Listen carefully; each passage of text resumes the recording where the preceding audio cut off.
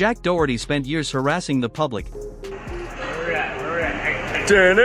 antagonizing others, and being a self-entitled manchild who's willing to cross any boundary for content. Hey. Oh! Oh! No! No! No! But now he's finally getting what he deserves. He's been perma-banned from Kick. His girlfriend McKinley broke up with him. It's like my girlfriend called the cops on me. I can't believe what's happening right now. Girls are the fake it. You guys wouldn't even believe it. Bro, you called the cops on me in my own house after I've done everything. And if that wasn't bad enough, he's also running out of the money he earned by selling his soul. Everything, bro. When I met this girl, I was making $1.5 million a month. Now, I'm making probably a tenth of that. Like, what the? But even that's not the end of his downfall, since he's desperately trying to farm sympathy points by pretending to act miserable.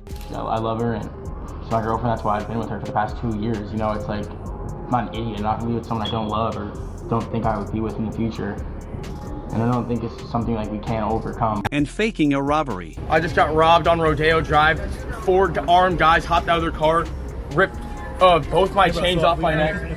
Okay, Jack Doherty with the views. Look at robot views. Okay, let's see Stable Ronaldo.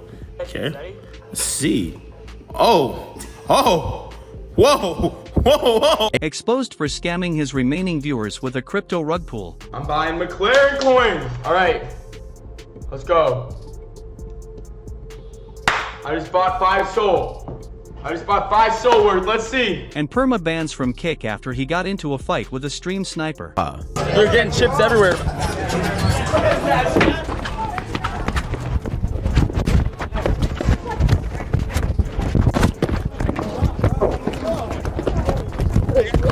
More recently, his girlfriend McKinley broke up with him and left him without his biggest source of income, which was her account. Just use me for fucking money. For real. For sure.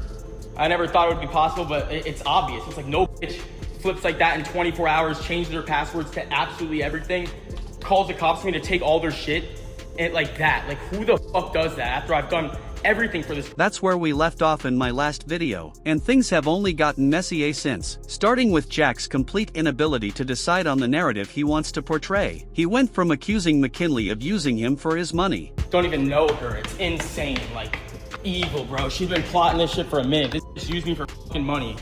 For real. For sure. To putting on a sad face and talking about how much he still loved her the very next morning. I love her, and she's my girlfriend. That's why I've been with her for the past 2 years. You know, it's like, I'm not an idiot. I'm not gonna be with someone I don't love or don't think I would be with in the future. Now, you'd be forgiven for thinking that maybe these were his real feelings. After all, he looked genuinely distraught by the sudden breakup. But make no mistake, the only thing Jack really cares about is the content, which is why he changed his tune once again and went from practically begging McKinley to come back to getting a new girlfriend who looks like McKinley's long-lost twin sister named Christiana Sansone. But when this new relationship failed to get the attention he was looking for, Jack moved on to his next genius plan, one that involved a potentially fake crime. On the 7th of May, 2025, he posted a video titled, "I Got Robbed for $300,000, in which he told the story of how he was robbed of his 2 diamond chains worth $300,000 in broad daylight while in the middle of a crowded area.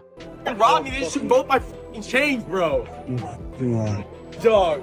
Jake, what the bro? They had a gun. Where's yours? What the bro? Like, why don't... What the dog? And while he did call the police and file an official report, It was 2 diamond chains, like $300,000. Did they touch you? Yeah, Yes. bleeding.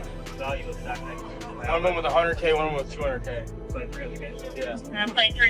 many people are convinced that he's lying about the whole incident with comments like no bruises or cuts from being knocked down, no scratches or red marks from chains being ripped off. He is very calm despite having quote guns pointed at him. Yeah, this is all lies. And that doesn't look like someone who's just been robbed. Looks like someone who's filed a false police report and is instantly regretting it. What's crazy is that these accusations might turn out to be true. There's plenty of evidence pointing towards the whole thing being a fake stunt for attention, or as some people suspect, insurance fraud. For starters, Jack Doherty, the streamer who goes out of his way to film the lowest points of his life without a second thought, was somehow not filming when the robbery happened. Not to mention the fact that his story is full of holes and contradictions. For instance, at one point he mentions getting tackled to the ground by the robbers. It's a setup for sure, bro. It's too perfect. I walk out and they're right there, bro. All 3 or 4 of them just tackling me to the ground. but then immediately changes his story to where he was pinned against a wall. Pinned up against the wall like this, and I see my change right there in this guy's hand, and I'm being pushed like this. Some other guy's going at my watch, and I'm like trying to fight him off. But that's not all, because he changed the story once again and started talking about getting chased by the robbers instead. Dude, he was chasing me around the road trying to get my watch off. And I don't know which way to go, bro. Because if I go too far away, he's gonna just get me alone, and I have a broken collarbone, so I can't even fight this guy. His ex, who's known him for years, thinks that he made it all up as well. So he got his chain yapped.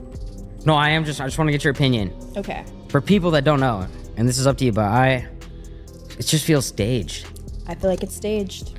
I'm not gonna lie. Put simply, most people aren't buying the robbery narrative. And the ones that do believe his story have zero sympathy for him either, with comments like, "Are the robbers okay? I hope they got home safe. Couldn't have happened to a better person," flooding his video. Jack's career is unraveling right in front of his eyes, and every attempt he's made to remedy the situation has backfired horribly. One of these attempts was his appearance on the No Jumper podcast with Adam22. Judging by his tone and mannerisms, it's obvious he's trying to come off as a changed man, someone who learned from his mistakes and is ready to move on. I feel like the last time that we did the podcast, you were doing your thing, but it feels like a lot has changed since then. Yeah, I was a little crazy back then. Unfortunately for Jack, this podcast felt less like his redemption arc and more like an extended self-snitching session where instead of outright denying the allegations of him recruiting girls that barely turned 18 for his OAF business, he claims that, quote, most are older than him. As if you're like only management shit was like primarily like aimed at getting girls who are like fresh out of high school. Was that like a fake narrative from your perspective? Yeah, I mean, most of the girls I work with are like older than me even, like a lot of them. At one point he also mentioned that McKinley didn't start her OAF until 6 months into their relationship. This was his way of trying to shut down the accusations that he only got with her for her online earnings. However, this backfired spectacularly when McKinley revealed that she only started this business because Jack blackmailed her into it. He told me he'd send me back home if I didn't, so I did it. No. Swear. Now, I should mention that McKinley didn't provide any proof to back up this claim, but given Jack's track record, it's not hard to imagine him actually doing something like this, just to get the thing he loves above all else, money. Even when George Jenko tried to call him out on this, his response essentially boiled down to, quote, because money. This is a version of pimping. You're pimping these girls out. You don't think that's attacking your heart in any way? No, because at the end of the day, they all, they already like want to do what they're doing, and it's just like I just actually make the money doing it, because there are so many girls that actually do OnlyFans and make $0 and stuff, and they're doing it all for what, It's like every girl I work with makes like hundreds of thousands of dollars a month and millions of dollars a year, That being said, McKinley, for all her complaints about Jack, isn't much better either. Whether she was initially blackmailed by Jack or not, she eventually leaned into it hard, going as far as to use literal minors to promote her OAF content. I'm taking that Urus. Yours? Yep. All right. Would you rather have this girl or this McLaren? McLaren? Oh, okay. All right, well, sorry. After leaving Jack, she also started showing up on FaZe Lacey's stream, and it looked like the two of them really hit it off. I don't know what's more beautiful, the fireworks or you? That was a good one, right? That was good, that was good, that was good, that was good. Jack even tried to get McKinley's attention by donating to Lacey. Oh! Oh my God. Doherty Jack, thank you for the 25 gifted. Thank you. Of course. Thank you for the... But as it turned out, she was only hanging out with him for clout. Once she had what she needed, she disappeared and stopped replying to Lacey, all while also using a picture of them two together as promo on her of, forcing Lacey to clarify the situation in a tweet reading, "The fact I even have to make this tweet is insane. I am being used as clickbait. I'm not in any pictures or videos. Please do not fall for this BS and get scammed. My legal team and I will be getting it removed immediately. Don't believe everything you see on the internet." However, while this behavior hints that she might not be entirely blameless in how things fell apart with Jack, that isn't going to save his career at this point either. He'll likely continue to become more and more irrelevant with each passing day until no one is interested in talking about him, no matter how many controversial stunts he tries to pull. Alternatively, if the robbery does turn out to be fake, he could actually face criminal charges for obstruction of emergency services or something along those lines and maybe even end up in jail.